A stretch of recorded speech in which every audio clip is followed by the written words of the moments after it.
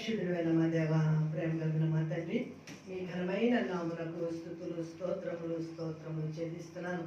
దేవా, నీవే నిత్యమైన దేవుడు అని, నీవే రక్షకుడు, నీవే విమోచకుడు అని ప్రభా, ఆనాడు నీ బిడ్డలు నీ పక్షంగా నిలబడినప్పుడు మీరు వారి పక్షంగా నిలబడి అద్భుతాలు జరిగించారు.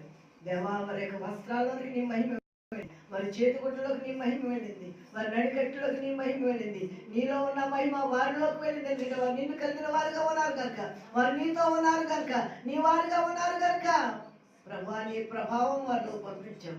అందుకనే ఆది సంఘము అద్భుతాలతో అనేక మంది చేర్చబడ్డారు. ఇప్పుడు నువ్వు ప్రభువా, నీ కృపగల నామములో నా తండ్రి, మీరే అద్భుతములు ఆశ్చర్యకార్యాలు జరిగించి మీరే అనేకులను ఆకర్షించుకొని మీ వాక్యము ప్రభులను, మీ వాక్యము అనేక మందిని మార్చులాగన, మీ వాక్యం ద్వారా అనేక మంది పట్టబడలాగన నీ కృపాకార్యాన్ని జరిగించి మీరే మహిమ ఘనత ప్రభావములు పొందమని